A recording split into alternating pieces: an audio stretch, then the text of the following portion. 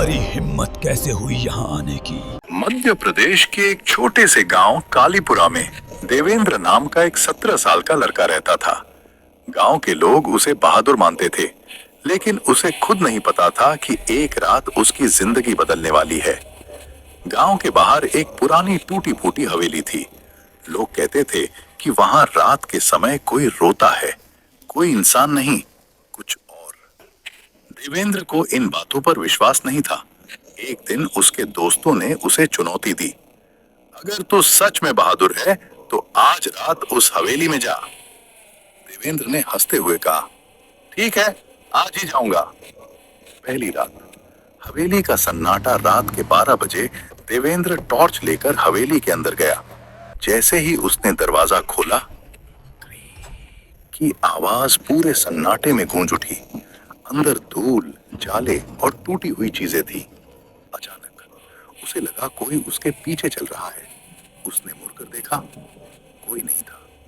लेकिन फिर धीरे धीरे एक आवाज आई, देवेंद्र। देवेंद्र डर गया, लेकिन उसने हिम्मत नहीं छोड़ी।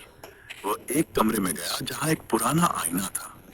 जब उसने आईने में देखा, उसे अपना चेहरा नहीं दिखा, बल्कि एक सफेद आंखों वाली औरत उसके पीछे खड़ी थी।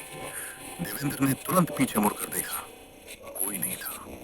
लेकिन जैसे ही वो फिर आईने की तरफ देखा, वो औरत अब और करीब आ गई थी और अचानक आईने से खून टपकने लगा। देवेंद्र भागने लगा, लेकिन हवेली का दरवाजा अपने आप बंद हो गया। अंदर से आवाज आई, अब तो नहीं जा पाएगा। अचानक फर्श पर कदमों की आवाज गूंजने लगी, जैसे कोई भारी चीज धीरे धीरे उसकी तरफ आ रही हो। देवेंद्र ने टॉर्च घुमाई और उसने देखा एक परछाई जो इंसान जैसी थी, लेकिन उसके पैर उल्टे थे। देवेंद्र किसी तरह खिड़की तोड़कर बाहर भागा। अगली सुबह जब गांव वाले हवेली गए, उन्हें देवेंद्र तो नहीं मिला, लेकिन दीवार पर खून से लिखा था, अब देवेंद्र हमारे साथ है। और उस दिन के बाद हर रात हवेली से एक नई आवाज आने लगी, मुझे बचाओ। वो आवाज देवेंद्र की थी अंत या शुरुआत?